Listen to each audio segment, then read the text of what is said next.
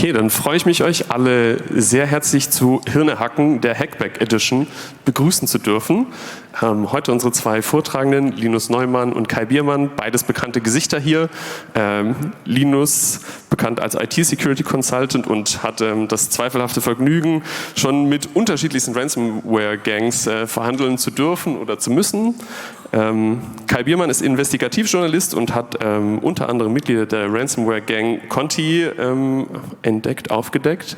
Und heute werden sie uns ein bisschen was dazu erzählen, wie man so spieltheoretisch das ganze Verhandeln mit Ransomware-Hackern angehen kann und was da die spannenden Strategien sind.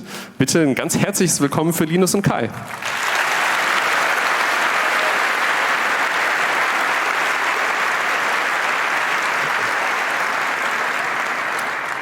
Hallo Kongress, eine Ehre hier zu sein, danke euch. Das ist der Linus, der wurde ja schon kurz vorgestellt. Der mag gern reiten, schwimmen und hacken, so viel zu seinen Hobbys. Er wird öfters mal angerufen, wenn irgendwo eine Firma gecybert wird und deswegen steht er hier. Das ist der Kai, der hat keine Hobbys, die er öffentlich nennen möchte. Und ruft gerne mal an, wenn jemand gecybert wird, weil er im Investigativressort von Zeit und Zeit online arbeitet. Und wenn dieses Telefon so bei mir klingelt, ist eigentlich der erste Satz immer so: Linus, du musst uns sofort helfen, wir werden erpresst. Und so als Einstieg möchte ich mal einen Fall von vor gar nicht allzu langer Zeit schildern, wo ein Hacker oder eine Hackerin von einer eigenen Domain eine E-Mail-Adresse geschrieben hat, eine E-Mail geschrieben hat: Ich wurde angeheuert, um Ihre Webseite zu hacken. Ich habe Zugriff auf alle Kundendaten. Und mein Kunde, also der mich beauftragt hat, zahlt zu wenig. Deswegen können Sie jetzt Ihre Daten zurückkaufen und ich sage Ihnen die Schwachstelle.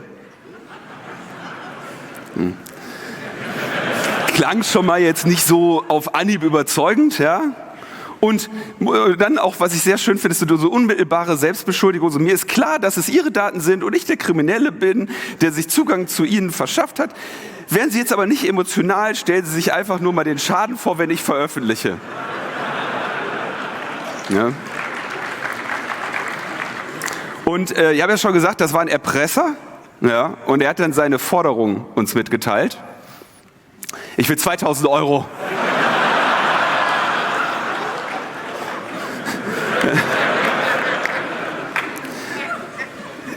Ja, wir haben dann halt die SQL-Injection gefixt. Und ich sag mal so, mit ein bisschen mehr Forderungen hätten wir ihn wahrscheinlich auch ernst genommen. Haben uns dann aber entschieden, vielleicht erstmal nicht zu antworten. Woraufhin er sagte: Ich muss dem Kunden jetzt in 24 Stunden antworten und Sie müssen sich jetzt entscheiden. Das ist kein Bluff. Und dann haben wir erstmal einen Tee getrunken. Und dann schrieb er wieder: Ich gebe Ihnen nochmal 24 Stunden. Aber dann. Dann haben wir gesagt, ja doch, ist ein Bluff. Ja.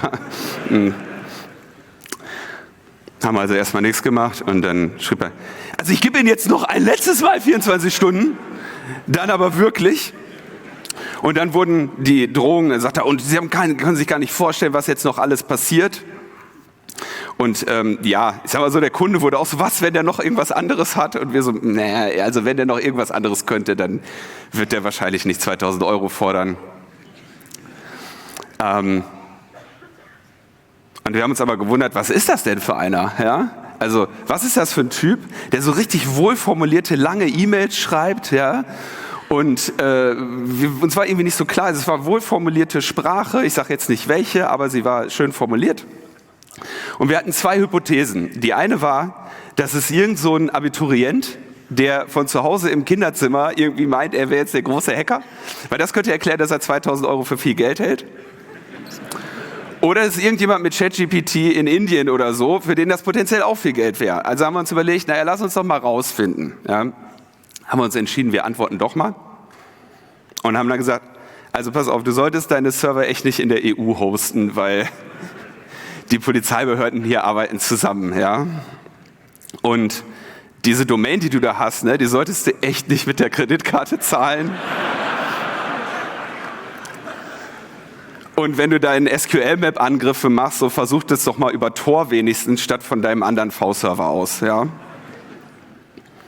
Kam erstmal nix. Und dann haben wir gesagt, pass auf, in 24 Stunden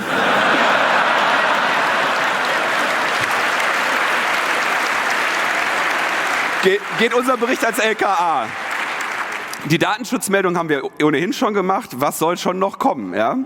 Dann haben wir ihm ein Angebot gemacht, haben gesagt, pass auf, wenn du deine Daten löscht, bekommst du einen McDonald's-Gutschein über 100 €. Und dann kam eben so, ey, meine Offshore-Server sind verschlüsselt. Und wir so, was für Offshore-Server, was für Verschlüsselung? Ich will 2.000 €. Sie haben 24 Stunden sonst.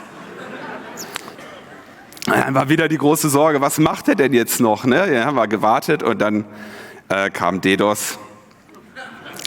Und dann haben wir Cloudflare dazwischen geschaltet. Und dann waren wir fertig. Ja. Weil wir haben natürlich aus 2 Gründen hier nicht bezahlt. Erstens, die Forderung war viel zu gering. Das Geld wäre viel zu schnell weg gewesen und der wäre wiedergekommen und hätte mehr gewollt. Und ja, ist auch nichts weiter passiert. Aber natürlich sind nicht alle Diskussionen oder alle solche Fälle, wenn man mit einem verwirrten Einzeltäter zu tun hat, so glimpflich und so einfach. Und vor allen Dingen so lustig. Das hier ist einer. Das ist so ein Einzeltäter. Der hat mutmaßlich, muss ich an dieser Stelle sagen, weil er steht gerade erst vor Gericht und ist noch nicht verurteilt. Und er bestreitet die Tat, obwohl es ziemlich gute Indizien gibt, wie ihr gleich sehen werdet. Das ist so ein Einzeltäter, der hat in Finnland eine Firma erpresst, Vastaamo, die Therapiezentren betreibt, psychiatrische Therapiezentren.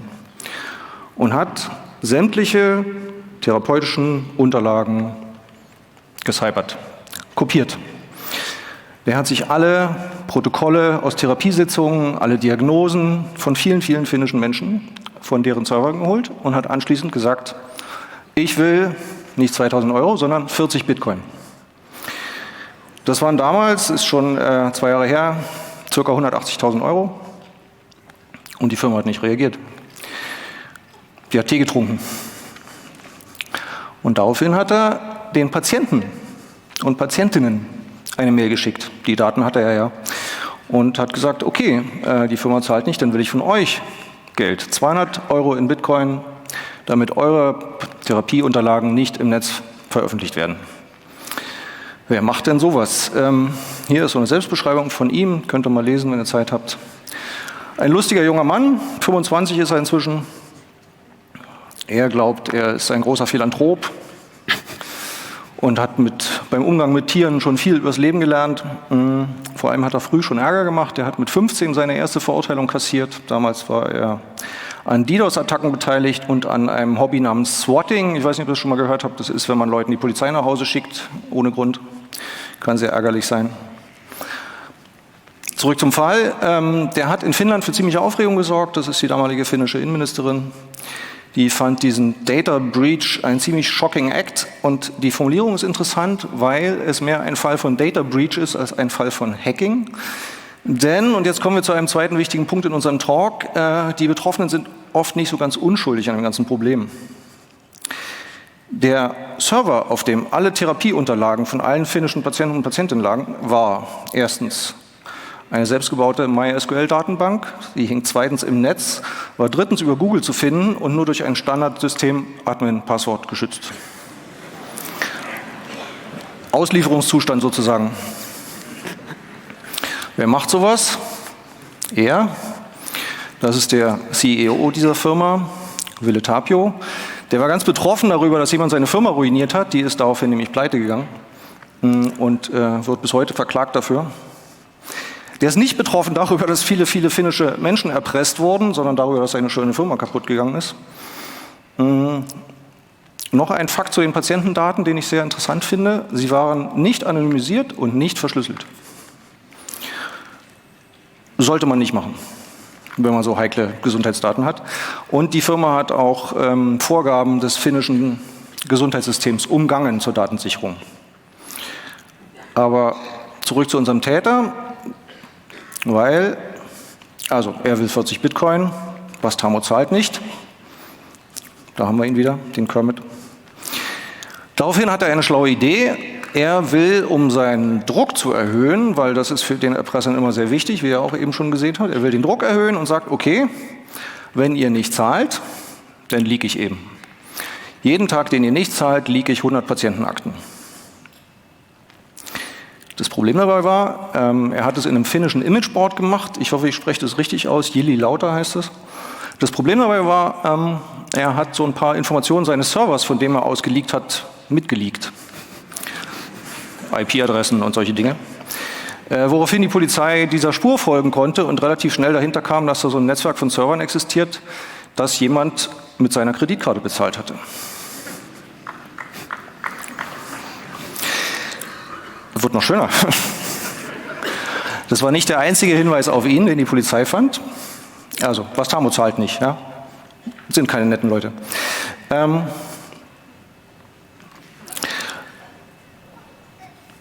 Mann reiste viel, er tauchte unter. Also die Polizei hatte schon seinen Namen, sie ahnte, wer es ist und suchte ihn in Finnland und er ist abgehauen ins Ausland, hat aber die nicht sehr schlaue Idee gehabt, darüber im Internet zu posten. Er hat wieder auf diesem Imageboard Jili Lauta ein Foto gepostet, wo er an der französischen Küste es sich gut gehen lässt und sich dieses blödsinniges Wasser ins Gesicht sprüht. Und hat dieses Foto da gepostet, unter anderem von einem der Server, die im Zusammenhang mit der Tat standen, auch nicht so clever. Und noch viel lustiger, dieses Foto war so gut, dass die Polizei einen Fingerabdruck nehmen konnte.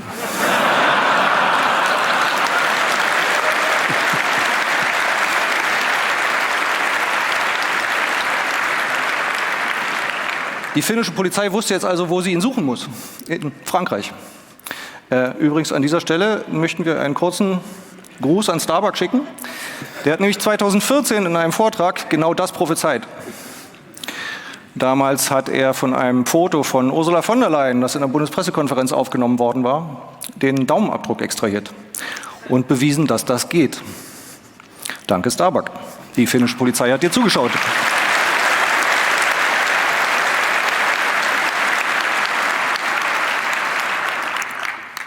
Nachdem wir uns jetzt mit ein paar Amateuren auseinandergesetzt haben, die eure Unternehmen ruinieren können oder sich selbst oder beides, wollen wir uns mal kurz ein bisschen mit Profis auseinandersetzen. Und für mich ist das ein bisschen ärgerlich, weil ich darüber in vielen Vorträgen seit nunmehr 7 Jahren rede. Ja?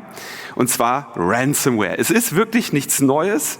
Aber ich möchte kurz eine kleine, verkürzte, subjektive Geschichte der Ransomware erzählen. Ungefähr 2016 ging es los mit Locky. Das war so eine Ransomware fürs Privatkundengeschäft, hat irgendwie so Localhost sofort verschlüsselt und irgendwas im Bereich von ein paar 100 € verlangt. Ja.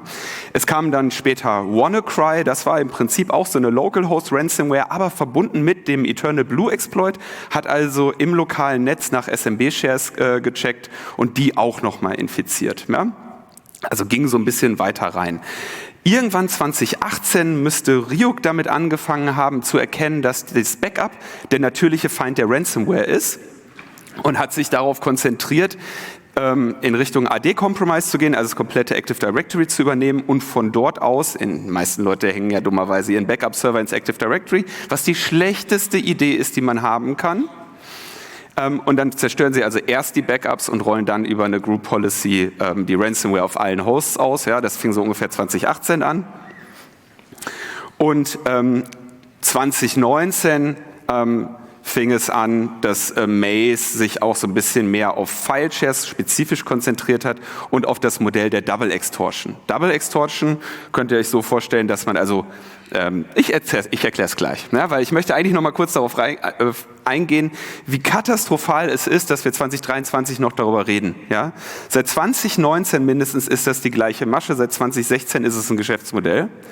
Und es sollte einfach so sein, wie in jedem IT-Security-Lifecycle, du hast eine Prävention, wenn die fehlschlägt, hast du eine Detektion und wenn die fehlschlägt, hast du eine Recovery. Die meisten Leute gehen davon aus, dass es vielleicht nicht ganz so gut bei ihnen aussieht. Ne? Sie haben eine Prävention, vielleicht eine Detektion und die Recovery ist eigentlich nicht ganz so gut. Aber wie es wirklich in der Realität für sie aussieht, ist so.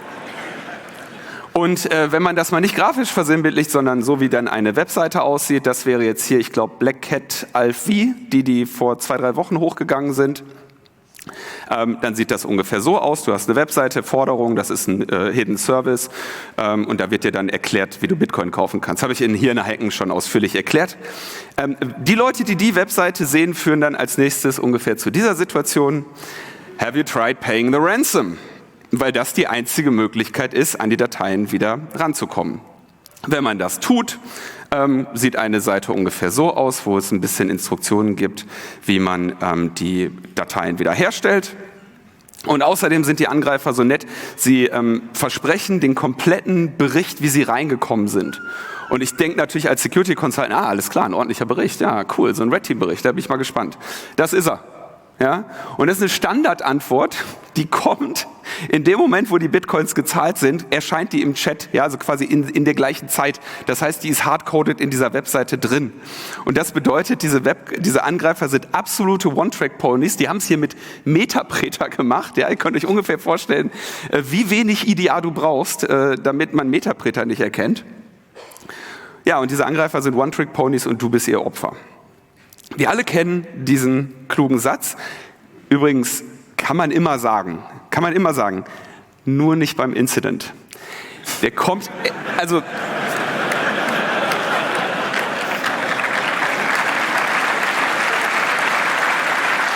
kommt nicht an. Ja, learn from my fail. Ja. Ich habe gerade gesagt, wir sprechen über Double Extortion. Double Extortion funktioniert so: Die Angreifer haben gemerkt, dass das Backup für sie ein Problem ist und sagen, Backup haben wir auch. Und das werden wir jetzt veröffentlichen. Ja, das heißt, sie erpressen dich einerseits oder sie verlangen Lösegeld für deine Daten und erpressen dich gleichzeitig mit der Veröffentlichung, haben also jetzt 2 Druckmittel gegen dich, mit denen sie versuchen, Geld von dir zu bekommen. Und das Ganze passiert jetzt seit vielen, vielen Jahren. Und irgendwie, Kai schreibt drüber, ich rede drüber, die Deutsche Bahn hat es schon mal auf ihren Anzeigetafeln gehabt. Ja. Aber niemand kümmert sich drum. Und wenn du die Zeitung aufmachst, ja, was wird diskutiert? Cyberwar. Wie fürchterlich wäre das, Kai, wenn der Cyberwar jetzt käme? Der war schrecklich, oder? Das wäre doch total schlimm. Ja. Mir wird es langsam langweilig, über Ransomware zu schreiben, ganz ehrlich. Weil es so vorhersagbar ist. Und wenn man sich nur einen kurzen Moment vorstellen würde, überall in Deutschland würden maskierte Menschen in große und kleine Firmen reinrennen, ja, würden die Computer nehmen und wieder rausrennen. Was wäre in diesem Land los? Also bei großen Firmen, ja, Metro und wen es alles, Continental und wen es so alles erwischt hat, da rennen 100 Leute rein, ja, reißen alle Rechner aus der Wand und verschwinden. Was wäre in diesem Land los, wenn das jeden Tag 3-mal passiert? Ja, wir hätten den Kriegszustand, den Cyberwar. Keinen interessiert, weil es digital passiert. Und das verstehe ich immer nicht. Ich denke also, der Cyberwar, vor dem sich alle fürchten, übrigens ein absolut fürchterlicher Begriff, den ich mir nicht zeigen machen möchte. Die Schrecken des Krieges sind unvergleichbar mit ein paar Scharmützeln im Internet. Ja, das ist klar vorweg zu sagen. Aber wenn wir uns davor fürchten, digital angegriffen zu werden, dann könnten wir wahrscheinlich im Moment irgendwann mal zu der Ansicht kommen, dass wir das Falsche fürchten und es jetzt schon schlimmer ist, als wir fürchten. Und wir müssen die bittere Erkenntnis sehen, dass wir längst dagegen hätten etwas unternehmen können. Und wenn irgendwann einmal der große Cyberwar losgeht, werden die Angreifer auch nicht anders vorgehen als die Angreifer, die uns heute schon Millionen und Milliarden Schäden verursachen. Deswegen gibt es in diesem Vortrag die einzig wichtige Folie, die ich einmal kurz runterrattern möchte, bevor wir uns wieder den Angreifern widmen und den schönen Verhandlungen mit ihnen. Was ihr in einer solchen Situation braucht, wenn ihr von Ransomware getroffen seid, ist ein priorisiertes Wiederherstellungskonzept. Euer Problem ist nicht, dass alle Dateien weg sind. Euer Problem ist, dass die Dateien von gestern und von vor 2 Wochen weg sind. Das Langzeitarchiv ist gar nicht das Problem. Das Problem, was diese Unternehmen haben, ist, dass die Produktion oder der Geschäftsbetrieb unmittelbar sofort stillsteht. Und das kostet sehr viel Geld. Was gibt es also für Best Practices für eure Backups? Sie müssen unveränderbar sein. Write-only Backups. Eine Nutzerin darf nicht in der Lage sein, ihre eigenen Backups zu löschen und es darf auch nicht ein Admin oder eine Adminar in der Lage sein, diese Backups zu löschen, zumindest nicht mit den Rechten, die im AD vergeben werden. Es muss unabhängig sein auf einer eigenen Infrastruktur. Es muss isoliert sein, also komplett getrenntes Identity Access Management, keinesfalls im Active Directory. Wer den Backup-Server administriert, geht mit einer Tastatur und einem Bildschirm in den Serverraum und steckt die da dran. Keine Remote-Administration von dem Backup-Server, keine Verbindung in euer AD. Wir machen natürlich versionierte Backups, damit wir auch frühere Zustände wiederherstellen können. Wir machen verifizierte Backups. Man könnte das ja einfach mal prüfen, bevor man es braucht. Ja? Wie viel Geld könnte man da sparen, wenn man dann auch noch einen Fehler entdeckt? Wir überwachen das Backup, also ist ein Backup erfolgt und ist der Datenbestand auf dem File-Server integer. Und vor allem machen wir unsere Backups risikobasiert, also die Wiederherstellung des Geschäftsmodells wird priorisiert. Die meisten Daten, die ihr Backup, werdet ihr im akuten Fall nicht brauchen. Ja? Wenn ihr mal jemanden seht, der dann so ankommt und sagt, wir haben alles auf Tape. Und du denkst, okay, weißt du, wie lange das dauert, dieses Tape einzuspielen? Dann verstehst du, dass potenziell auch Leute diese Zahlungen in Erwägung ziehen, die Backups haben. Also bitte, bitte, bitte, das sind alle Lehren, die es hier zu ziehen gibt. Und das, was wir gleich über Verhandlungen berichten, das vergesst ihr am besten wieder ganz schnell. Das war nur, um euch hierher zu locken, weil uns Leute immer danach fragen, wie denn so eine Verhandlung läuft. Ich entschuldige mich für diesen Vortrag.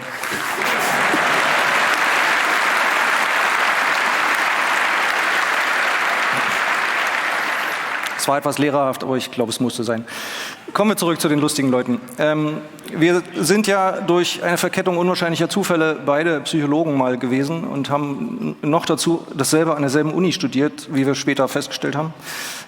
Deswegen interessieren uns natürlich die psychologischen Effekte dahinter und auch die Psyche der Täter. Deswegen wollen wir hier so ein paar vorstellen, damit ihr eine Vorstellung dafür kriegt, was sind das für Leute eigentlich? Ja? Warum sind die kriminell? Was tun die? So. Und wir fangen mit einem sehr prominenten und schillernden Fall an. Ihr seht da Maxim Jakubetz, das ist ein junger Russe. Ich habe ihn hier sowas wie der Pate genannt, weil er ist eine Ausnahme. Er ist ein sehr klischeehafter krimineller Typ, wie ihr gleich noch sehen werdet. Also nicht nur, ja, das ist ein Lamborghini Huracan, den er da fährt, das ist seiner. Das Klischee geht noch viel weiter, wenn ihr das Nummernschild betrachtet. Falls ihr Russisch könnt, da steht W-O-R. Nicht Bor, sondern Wor. Und Wor übersetzt heißt Dieb. Seine ganze Gang fuhr mit diesen Nummernschildern rum. Das konnte er problemlos tun, weil er hat die Tochter eines FSB-Offiziers geheiratet und muss in Russland nicht viel fürchten. Klischeehaft, weil er so richtig bling-bling protzt mit seinem Reichtum und er und seine Freunde sowas machen.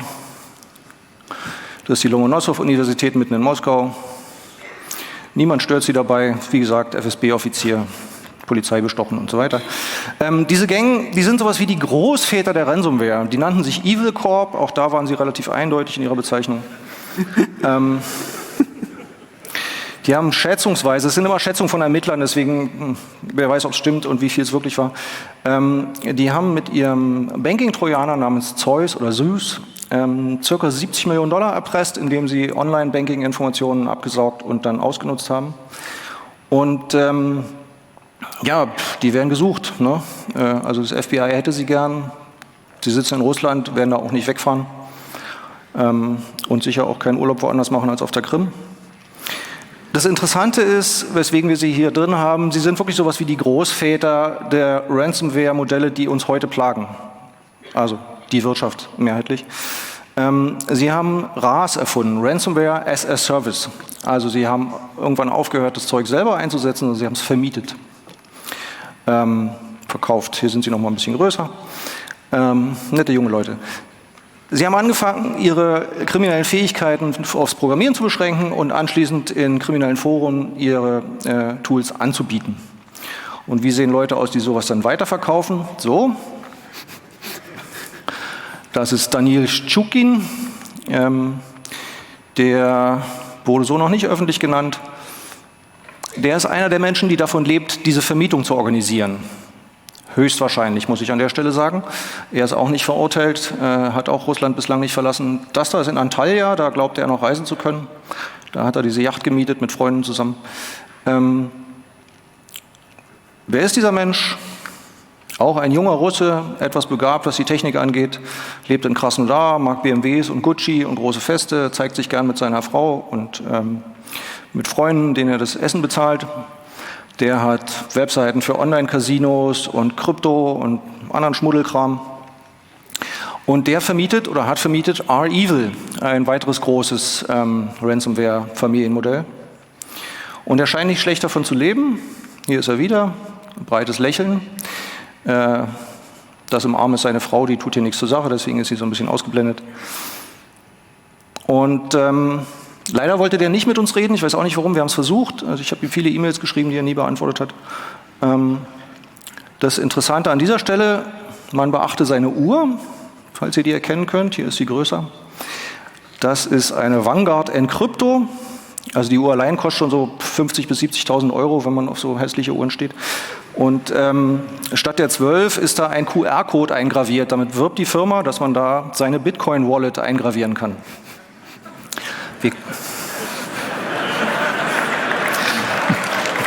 Die öffentliche. Das muss man sich auch erstmal leisten können. Genau. Wir konnten sie leider nicht entschlüsseln. Also ich habe es versucht, aber wir konnten sie leider nicht lesen. Das FBI konnte es.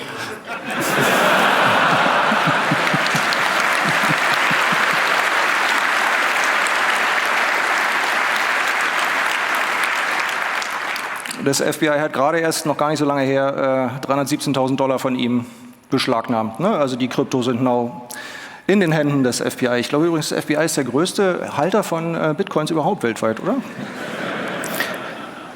So, er selbst wurde nicht gefasst, aber junge Russen, die sich für unverwundbar halten, das ist ein wichtiger Aspekt dabei, weil sie entweder Behörden bestechen oder direkt in Verbindung stehen mit Behörden. Die sind die bilden so eine relativ kleine Gruppe der Hinterleute dieser ganzen Ransomware-Modelle. Die sind aber nicht die große Masse. Die sind wirklich Ausnahmen. Die eigentliche Arbeit machen, die sehen anders aus. Das hier ist eine Wohnung in einem relativ runtergekommenen Neubaublock in Kharkiv in der Ukraine. Straße ist 23. August, wen es interessiert. Den Namen nenne ich hier nicht, weil dieser Mensch nie verurteilt wurde und nicht mal angeklagt. Der wurde laufen gelassen, ich erzähle auch gleich warum. Deswegen hier nur sein Name, in dem er im Internet unterwegs war, Jeep. Der erklärt sich auch gleich.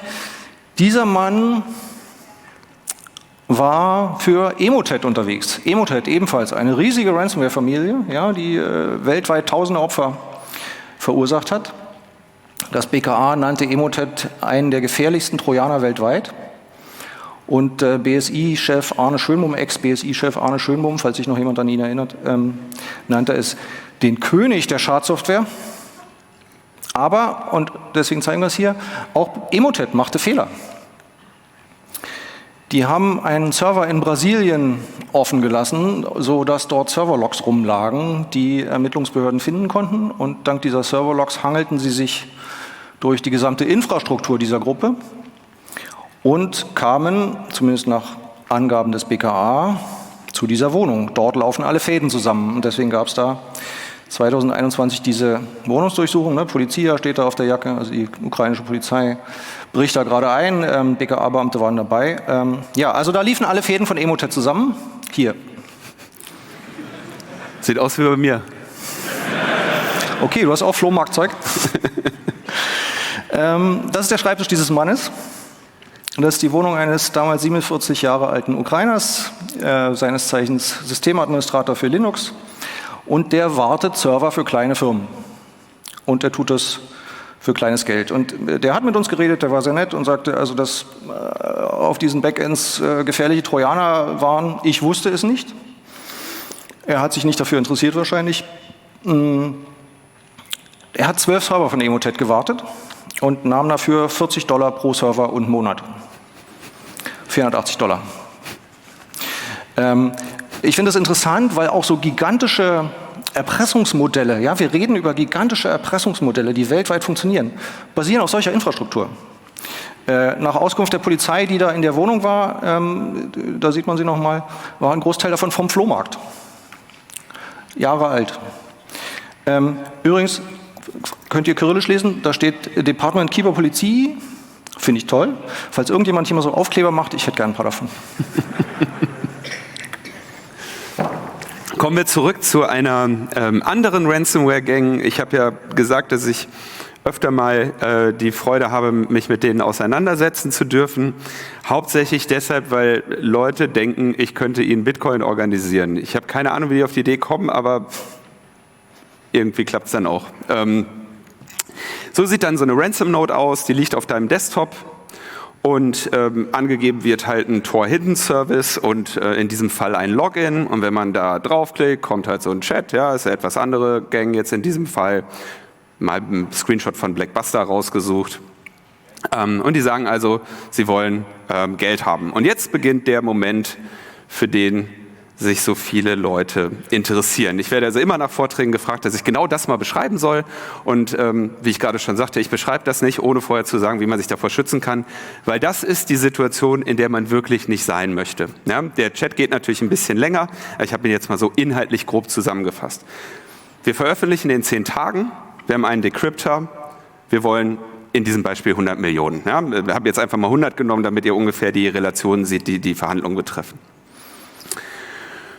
Und man sagt natürlich erstmal, Junge, beweis du doch bitte erstmal, dass du die Dateien hast. Ja, also vorher stellt man sich erstmal so ein bisschen doof. Es ist auf jeden Fall klug, irgendwie so ein paar doofe Sachen zu fragen. Ne? Was ist BTC? Irgendwie sowas, um den irgendwie zu vermitteln, dass man relativ dumm ist. Ja? Ja, man sagt dann so, okay, aber beweis doch mal bitte, dass du die Dateien hast. Und dann sagen die, kein Thema, hier ist die Liste. Ja, und dann kriegt man so einen Output von Tree oder Find oder was auch immer. Ja? Und dann sagen sie, such dir 3 Dateien aus, die schicken wir dir. Ja? Das heißt, sie geben dir die komplette Liste, du kannst dir 3 aussuchen, die kriegst du zurück und damit beweisen sie, dass sie alle Dateien haben. Ne? Hier ist deine docx, y, xlsx und zx. Das Gute ist, die Liste der Dateien kriegst du für Umme. Ja? Und die brauchst du, um den Schaden abzuschätzen, der beispielsweise bei einer Veröffentlichung droht, potenziell aber zum Beispiel auch für die DSGVO-Meldung. Also die Liste an Dateien gibt es kostenlos und in vielen Fällen, selbst wenn man gar keine Absicht hat zu bezahlen, lohnt es sich, die sich zu organisieren. Ja? Kostenlose Leistung, die man hier kriegt. Und dann sagt man sowas wie, du weißt, wir stellen gerade von Tapes wieder her, das dauert zwar ein bisschen, aber eigentlich sind wir hier guter Dinge. Und dann sagen die, stell dir mal vor, wenn wir das alles veröffentlichen. Und man sagt so, ja, eigentlich ist da jetzt nichts großartig Kritisches dabei. Wir verkaufen das an die Konkurrenz. Auch immer ein sehr spannender Fall, ja, wenn man diese Gespräche führt, ja, und die betroffenen Unternehmen sagen dann, oh mein Gott, die verkauft das an die Konkurrenz, oh mein Gott, die verkauft das an die Konkurrenz. Wenn man sagt, okay, pass auf, ich mache euch ein Angebot, ich gebe euch die Daten von der Konkurrenz. Das würden wir nie machen. Ja, okay, aber eure Konkurrenz haltet ihr für so verkommen, dass die von irgendwelchen Gangstern für Bitcoin eure Daten kaufen? Also sagt man, kannst du gern probieren, wir gehen eigentlich nicht davon aus, dass sie dir da sonderlich viel Geld für geben. Ja? Außerdem muss man tatsächlich sehr traurigerweise sagen, die Veröffentlichung bringt meist einen sehr geringen Schaden für dich selber. Weiß auch der Gründer und CEO von Motel One, Dieter Müller, der sich, nachdem Motel One gebreached wurde und alle Kundendaten ins Internet gegangen sind, geweigert hat, mit den Leuten zu verhandeln und eventuell diesen Schaden von den Kunden abzuwenden. Ja? Der Mann hat geringe Ansprüche an sich selbst und hohe Ansprüche an den Staat, denn an der gesamten Misere, ja, dass alle Motel One-Kunden jetzt mit Übernachtungsdaten und allem im Internet stehen, ist natürlich der Staat schuld. Denn der Staat hat noch keinen Weg gefunden, seiner staatlichen Hoheitsaufgabe gerecht zu werden und seine Bürger und Unternehmen vor kriminellen digitalen Angriffen zu schützen. Kann natürlich jetzt auch nicht seine Schuld sein. Ich habe schon gesagt, der Mann hat geringe Ansprüche an sich selbst, hohe Ansprüche an den Staat. Corona-Zeiten waren irgendwo im Bereich 100 Millionen Corona-Hilfen, die der eingestrichen hat. Dadurch hat Motel One am Ende seine Geschäftsergebnisse signifikant verbessern können. Und er hat noch ein paar Interviews gegeben, dass das eine Frechheit wäre und zu wenig. Aber tatsächlich mal, ne, man muss tatsächlich sagen, Motel One hat de facto keinen Schaden dadurch, dass diese Daten veröffentlicht wurden. Irgendwann, ich glaube es war, man sieht es im Bild, 2021 wurde Accenture gebreached von Lockbit. Und das fand ich natürlich sehr interessant. Also haben wir auf dem Lockbit-Blog so den Countdown geguckt und so, oder? Und dann wurden irgendwann die Daten von Accenture veröffentlicht. Da hat man sich ja dann doch mal für interessiert. Das war aber total so ein Einzeldownload. Ja? Du konntest jede Datei einzeln. Das war total unsortiert, umständlich, zeitaufwendig. Ja? Und die wurden auch immer wieder offline genommen. Und dann wurde die Deadline verlängert, wann die released werden. Und irgendwie sind sie jetzt nicht mehr zu finden.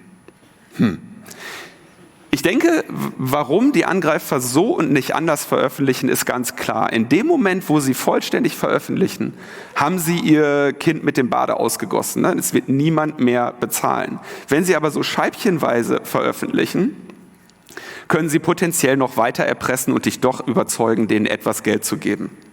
Denn für sie ist das ja eine Alles-oder-nichts-Situation. Und diese Dateien zu veröffentlichen, dann haben sie halt statt irgendwie potenziell Millionen einfach nur ein mahnendes Beispiel für den nächsten. Und ein Fall, wo ich wieder erzählen kann, eigentlich kein Schaden entstanden.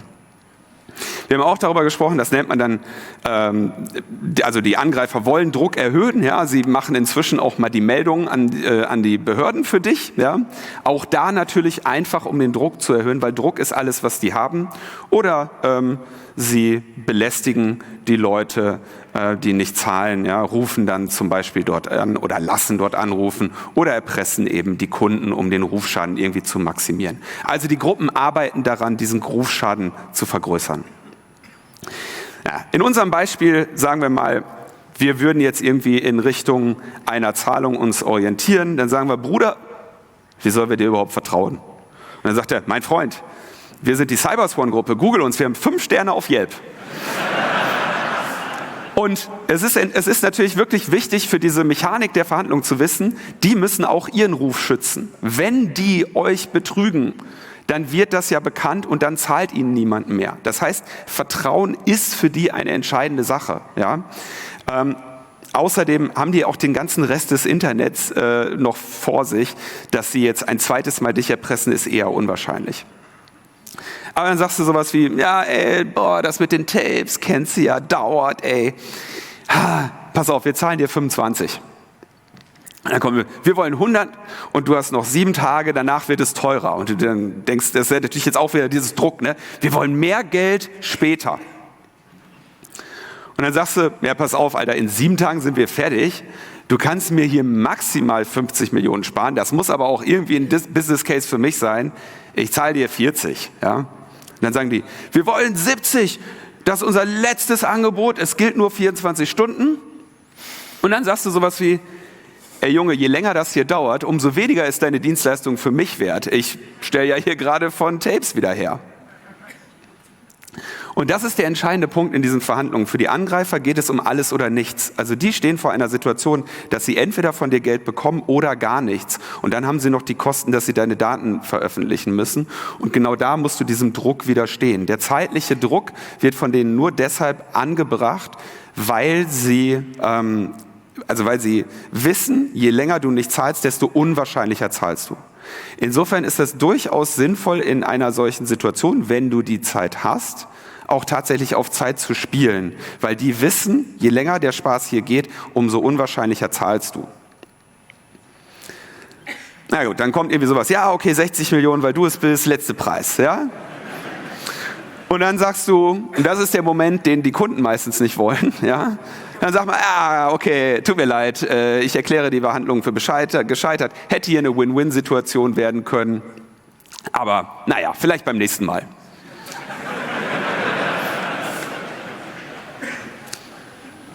Und dann kommt, okay, lass mich mal mit dem Boss reden. Du verhandelst mit dem Level 1 Customer Support. Und der hat klare Grenzen. Und erst wenn der mit jemand anders reden muss über den Deal, den er dir machen kann, merkst du, dass du vielleicht langsam in einen Bereich kommst, der vielleicht für dich auch interessant ist. Ja? Natürlich kann auch das ein Spiel sein, aber in diesem Fall werdet ihr gleich sehen, war es nicht. Es gibt einen Boss. Dann kommt irgendwie sowas, ja okay, 50%, allerletzte Preis, ja.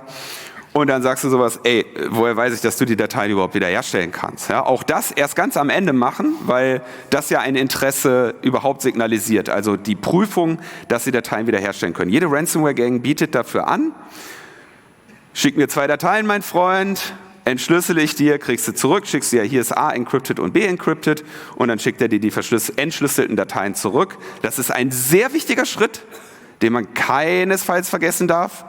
Du musst dich vergewissern, dass dein Freund die Dienstleistung auch wirklich erbringen kann. Sonst riskierst du mit diesen Leuten hier zu tun zu haben. Das war WannaCry. Ihr erinnert euch, die ganze Ransomware hat in der Welt nur 3 Bitcoin-Adressen angegeben. Und als ich die doppelten Screenshots gesehen habe mit dem gleichen Bitcoin-Wallet, war mir auch sofort klar, die werden die Zahlungen nicht zuordnen können. Hier besteht keine Absicht der Wiederherstellung. Und war ja auch bei WannaCry nicht so. Also wichtig, sicherstellen und erst spät sicherstellen, weil damit signalisierst du überhaupt ernsthaftes Interesse an der Wiederherstellung. Und dann kommen die klugen Leute und sagen, ey, Vorsicht, wenn du zahlst, dann hacken die dich direkt wieder. Und das ist aber Quatsch. Übrigens hier, das ist, also auf dem Sixpack steht Mythos, auf dem nächsten Sixpack steht Realität, aber Doyle kann nicht so gut schreiben wie ich. Die Realität ist, der Rest des Internets wartet auf sie. Die haben überhaupt keinen Grund, nochmal dich zu hacken. Die geben auch übrigens Garantien, dass diese Ransomware-Gang dich nicht nochmal hackt. Es gibt aber genug andere.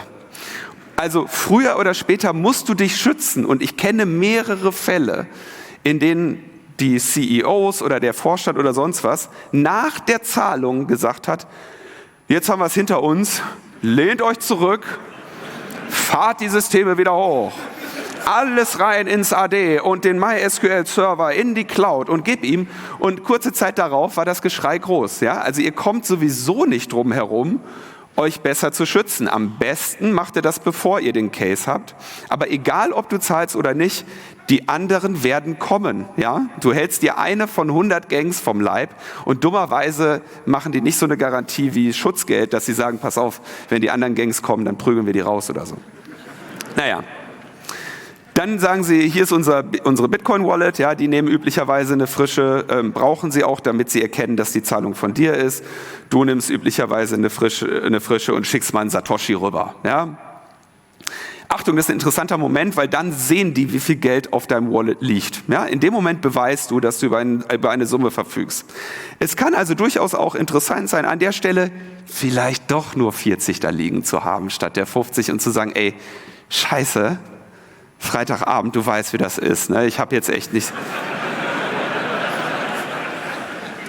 Dann sagen sie, ist angekommen. Und dann schickst du den Rest. Und jetzt kommt ein sehr wichtiger Hinweis, bezahle nur, wenn du einen Business Case hast. Du hast meistens keinen. Das Einzige, was hier eine Rolle spielt, ist, dass deine Wiederherstellung potenziell schneller geht. Alle sonstigen Folgekosten, die Systeme härten, die Systeme desinfizieren, Dinge maximal neu aufbauen, eine komplette Renovierung deiner Infrastruktur. Die Kosten hast du ohnehin, die hast du auch jetzt schon vor dir, weil du es machen musst, entweder bevor du gebreached wurdest oder danach. Das heißt, du musst diesen Case wirklich sehr genau durchrechnen, bevor du in Erwägung ziehst, eine solche Zahlung vorzunehmen. Wenn du es dann gemacht hast, kommt sowas wie, jo, wir haben deine Dateien gelöscht, hier ist das Deletion Log, also das Output von RM-RF. Das sieht dann so aus und ich meine, die haben sogar ihre Local Language auf Russisch eingestellt. Ja? Also man sieht hier unten die Translation für gelöscht und Verzeichnis gelöscht, also ein Output von RM-RF. Und dann sagen sie, jo, wir bereiten jetzt deinen Decryptor vor.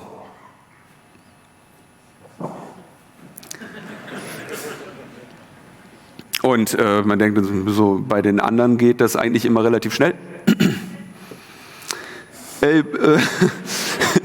So nach einer Stunde fragt man mal nach. Und dann kommt jetzt, ich kann den Typen nicht erreichen. Habt mal kurz Geduld, bitte.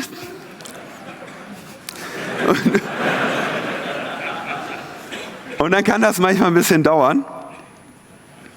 Und dann kommt, hier ist der Decryptor, sorry, der Typ war draußen einen saufen, ja. Und an dieser Stelle zeigt sich, du würdest deinem Level 1 Support auch keinen Schlüssel geben, der Millionen wert ist, weil dann machen sie Side Deals. Ja? Dann verkaufen die den Schlüssel über ihre eigenen Konten. Klüger hat das LV gemacht, ne? Black Cat, bei denen war das so, die haben quasi, also auf ihrem Server war das Bitcoin-Wallet direkt angegeben und er hat das immer gepollt. Ja? Und das heißt, auch die Veröffentlichung von den Decryption-Tools und einem Pentest-Bericht erfolgte automatisch. So haben die den Key von ihren Verhandlern weggehalten. Bei dieser Gang, die ich hier im Beispiel hatte, war es eben so, dass sie manuelle Interaktion oder direkte Interaktion mit ihrem Chef brauchten. Und die hatten halt echt nicht dessen Handynummer. Ne? Die können halt auch nur mit dem über diesen Chat kommunizieren. Aber ich bin ehrlich, die Stunden, bis wir den Decryptor hatten, waren etwas weniger entspannt, auch wenn ich mir relativ sicher war, dass sie die Zahlung machen würden. Und Kai kann noch mal ein bisschen was darüber reden, wie es dann auf der anderen Seite aussieht. Wir machen noch mal einen kleinen Exkurs zu den Leuten, die auf der anderen Seite sitzen. Das Interessante an diesen Modellen ist, wir kommen auch gleich noch zum Level 1 Support. Das Interessante an diesen Modellen ist, dass sehr viel outgesourced ist, wie in der Wirtschaft auch, an sogenannte Affiliates. Da ist einer. Das sind Menschen, die sozusagen auf eigene Rechnung für irgendeine Ransomware-Familie arbeiten und ihre Beute teilen. Die Deals sind meist 75% für diese Menschen, 25% oder 20% für die Gang dahinter, die Vermieter, den wir vorhin gesehen haben. Das hier ist Sébastien Vachon, ein Kanadier, inzwischen verurteilt. Der hat für Netwalker gearbeitet, wieder eine sehr große Familie, und war der eifrigste Affiliate von Netwalker. Der hat Dutzende Angriffe gefahren und allein er hat 1400 Bitcoin eingesammelt mit diesen Erpressungen, damals 27 Millionen Dollar. Jetzt fragt man sich, wer ist so ein Mensch? Ja, dem ging es gar nicht so schlecht, das war sein Häuschen schon vorher, der wohnte da. In der Nähe von Ottawa, nettes kleines Häuschen, sieht ganz gemütlich aus, der war Computertechniker an der Universität Ottawa, aber der war so der Typ, Kleinkrimineller, der irgendwie so ein bisschen mehr will vom Leben als das, was ihm sein Dayjob bietet. Der ist auch schon mal mit Drogendelikten aufgefallen, hat 123 Kilogramm Marihuana vertickt. Kleinkram. Und ja, das war er dann beim Verhör, da war er nicht mehr so. Ich fand den Fall sehr interessant. Ich habe ihm ein bisschen zugeguckt. Man konnte dank Corona konnte man der Gerichtsverhandlung im Internet folgen, wenn man so einen Link sich geholt hat von den Behörden dort. Und ein stiller, freundlicher, nicht blöder Mensch. Wie gesagt, ich glaube, er wollte ein bisschen mehr vom Leben. Das wird er jetzt nicht mehr kriegen. Und er ist, auch deswegen ist er hier in der Sammlung, ein Beispiel dafür, dass die Täter Fehler machen. Auch das finde ich wichtig, die sind nicht unfehlbar. In dem Fall hier war das FBI in der Lage, wie das FBI, die sind sehr aktiv seit einigen Jahren, die stufen Ransomware auf der Höhe von Terror ein, was ihre Ermittlungen angeht inzwischen. Nur so zur Wichtigkeit. Das FBI hat den Server geknackt, auf dem die Netwalker-Leute mit ihren Affiliates geredet haben. Die müssen ja reden miteinander. Ich war hier, ich war da und diese Affiliates, die müssen belegen, dass sie irgendwo eingebrochen sind. Dazu laden sie Screenshots hoch der kopierten Daten und in einem dieser Screenshots waren Metadaten. Screenshot 2.png enthielt Metadaten und in den Metadaten stand Sébastien Vachon. Passiert den Besten von uns. Außerdem nutzte er für die Kommunikation mit diesem Server zwar eine anonyme E-Mail-Adresse, war aber zu faul, die auch anonym abzurufen, sondern sendete sich die E-Mails weiter an seine private Mailadresse, über die auch seine Amazon-Bestellungen liefen, sodass das FBI sofort auch seine Adresse hatte. Passiert den Besten.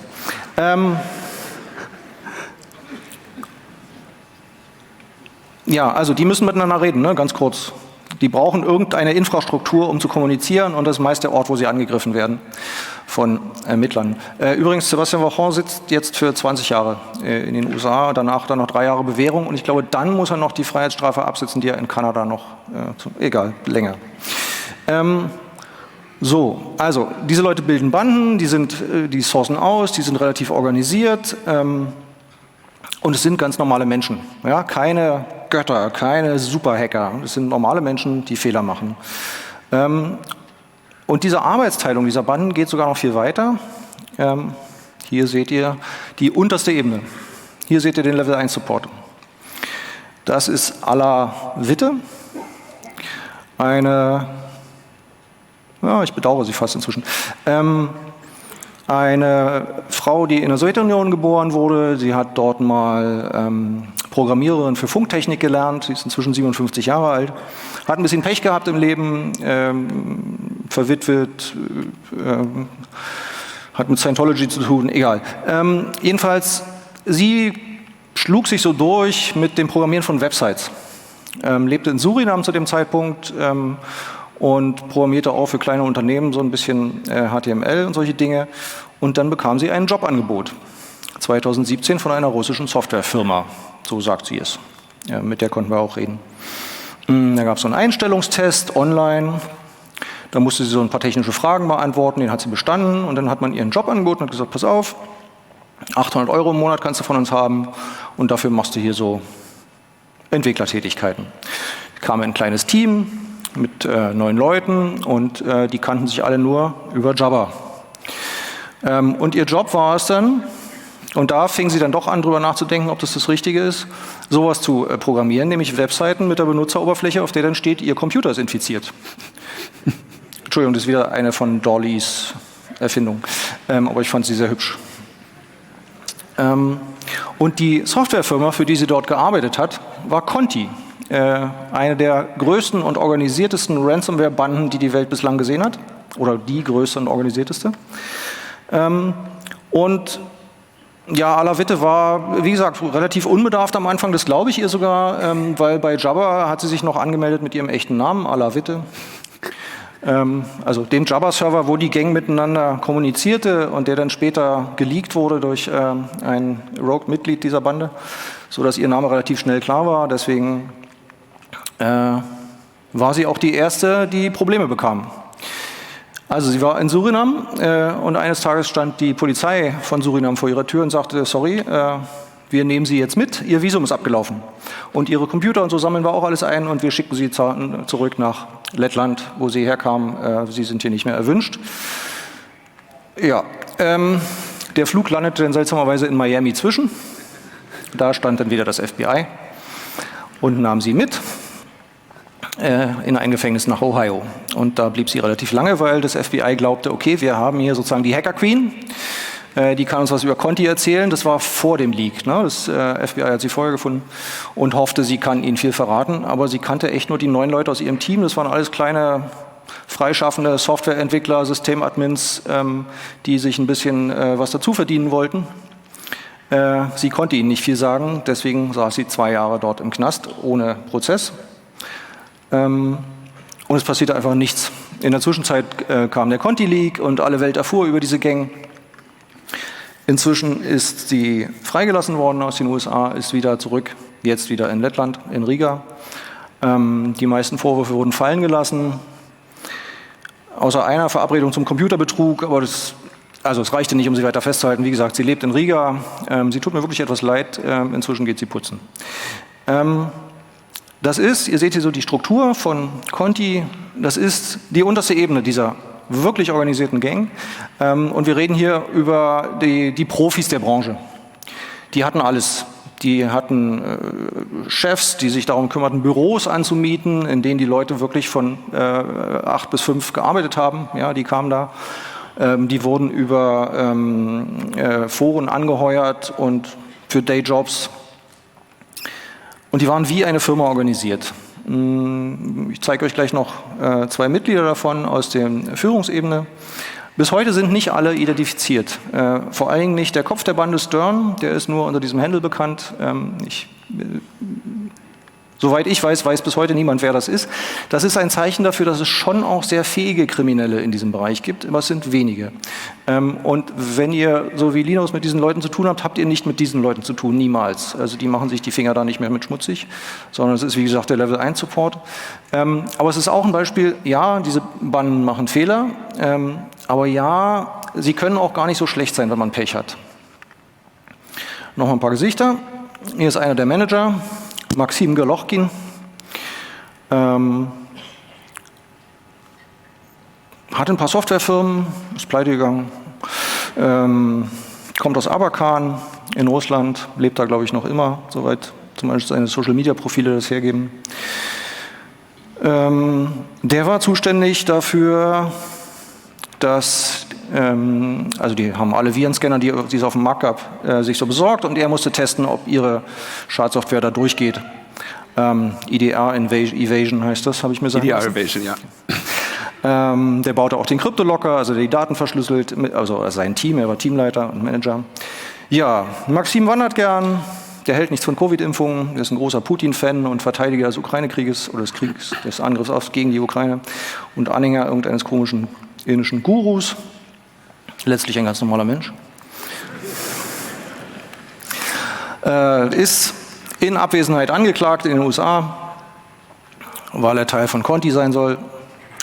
Hier ist noch einer, eine Ebene tiefer, ein Teamleiter, Oleg Kucherov aus Toljatti bei Samara, 50 Jahre alt.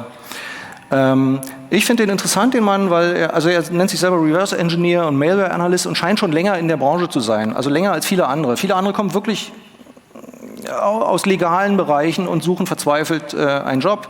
Viele können auch kein Englisch und finden in englischsprachigen Industrien daher keinen Job. Also man könnte ja auch remote arbeiten und finden keinen Job. Sie können halt nur Russisch und gehen dann zu einer russischen Softwarefirma. Ja, Oleg verkauft zum Beispiel Zero Days im Darknet. Zumindest habe ich so ein paar Hinweise darauf gefunden. Und was ich auch interessant fand, der hat sich schon 2014 bei Hacking Team beworben. Hacking Team war hier beim Kongress schon ein, zwei Mal Thema. Das war eine recht berüchtigte Firma, die Spähsoftware herstellte und von Phineas Fischer aufgebohrt und aus dem Wasser geblasen wurde. Und für Conti hat er Leute angeworben und geführt als Teamleiter. Ja, er grillt gern, er hat einen Shiba Inu namens Simba, ein kleines Häuschen, man sieht ihn da in seiner Straße. Wie ernst diese Gangs sind, sieht man unter anderem daran, dass die USA bereit sind, $10 Millionen zu zahlen für Hinweise auf die noch nicht bekannten Mitglieder. Das ist schon ein Haufen Geld. Und es heißt, dass diese Branche bis heute die ganze Welt in Atem hält und kaum einen interessiert. Und wie gesagt, ich finde das immer noch seltsam. Noch dazu, also Conti hat sich selber zerlegt. Ne? Das waren nicht Ermittler, das hat nicht geholfen, Alavette da einzusperren, sondern die haben sich selber ruiniert. Und ja, Linus wird jetzt noch mal einen kurzen Vortrag über die Lehren daraus halten. Also was ich noch mal sehr wichtig finde, ist, ihr seht, die leben dann verhältnismäßig entspannt. Ja? Also wenn man überlegt, dass Conti, mal Black Hat wurden irgendwie so also üblicherweise werden immer so Einnahmen im 100-Millionen-Bereich, kriegen die hin, bis sie hochgehen. Ja? So ungefähr, das ist so die Region, wenn man sich das anschaut. Und so viel Geld scheinen die Leute an der Spitze ja auch nicht zu haben. Ich denke, Kriminalität lohnt sich vor allem wegen der Nebenkosten nicht. Ja? Also du hast, wenn dieses Geld übergeht, auf das Wallet geht, dauert es wenige Minuten, bis es von dort verteilt wird auf viele tausend einzelne Wallets. Also findet so ein Geldwäschevorgang statt. Früher gerne von Tornado Cash gemacht, heute vermutlich von anderen, weil der Betreiber von Tornado Cash im Knast sitzt und keinen Zugriff mehr auf seine Systeme hat. Die müssen sich in ihrer Interaktion sicher sein, dass es Menschen gibt, die lieber 10 Millionen haben können, wenn sie verraten, wer sie sind. Und das führt dazu, dass du auch echt extrem, sag ich mal, dein Freundeskreis wird sehr teuer, ja, weil du sicherstellen musst, dass jeder von denen keinen Grund findet, sich die 10 Millionen zu holen. Also es ist eigentlich insgesamt dann doch, glaube ich, kein Lebensstil, der sich empfiehlt. Das nur noch mal am Rande. Kommen wir zum Fazit. Wir wissen, wie die Angreifer vorgehen und wie man sich schützt. Von Conti, wir haben es nicht in dem Leak, die haben ein Manual, die haben halt Probleme gehabt, Nachwuchs zu finden, haben sie ein Buch geschrieben, so ein kleines PDF, jetzt musst du da klicken und dann musst du hier, ne, Bloodhound und dann guckst du da und dann kürzester Weg zum Domain-Admin, dann musst du das machen, dann musst du hier Mimikatz und das ist ja alles drin, ja. Die Angreifer, also du brauchst sowieso ein Wiederherstellungskonzept. Solange wir denen diesen Sumpf nicht trockenlegen, dass wir gezwungen sind zu zahlen, werden die das weiter tun. Da hilft auch kein Verbot der Zahlungen. Die Angreifer verlieren aber auch alles, wenn du nicht zahlst. Also wenn du in der unglücklichen Situation bist, in der du niemals sein willst, Stell ihnen glaubhaft in Aussicht, dass sie gar nichts bekommen. Das ist der einzige Weg, den Preis nach unten zu drücken. Sie wollen Druck erzeugen, beuge dich dem Druck nicht und nehme ihnen die Druckmittel. Also wann immer die sagen, hier, Tage und so weiter, sagst du einfach, Moment mal, nee, also mach mal ein bisschen länger. Also ehrlich gesagt, keine Ahnung. Also auf Zeit zu spielen, macht bei ihnen den Druck, dass sie das Geld nicht bekommen. Sie müssen einen Ruf pflegen.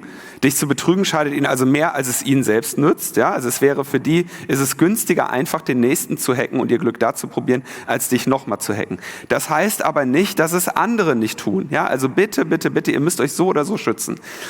Die Liste der extrahierten Dateien gibt es kostenlos. Die brauchst du für die DSGVO-Meldung. Schadet nicht, sich die abzuholen.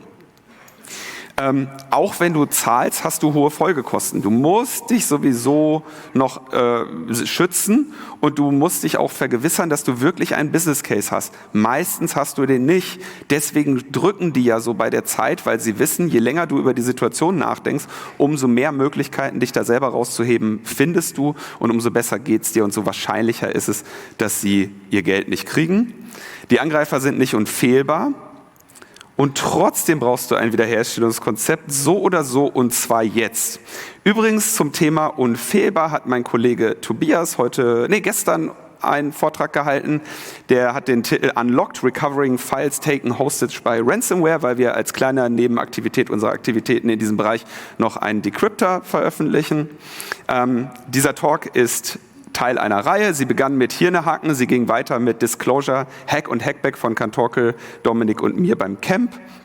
Sie hatte einen Höhepunkt gestern mit Unlocked, dem Release des Decryptors für Blackbuster von Tobias. Und sie findet hoffentlich ihr Ende mit Hirnehaken Hackback Edition von Kai Biermann und mir, weil damit sollte jetzt zum Thema hoffentlich alles gesagt sein. Vielen Dank.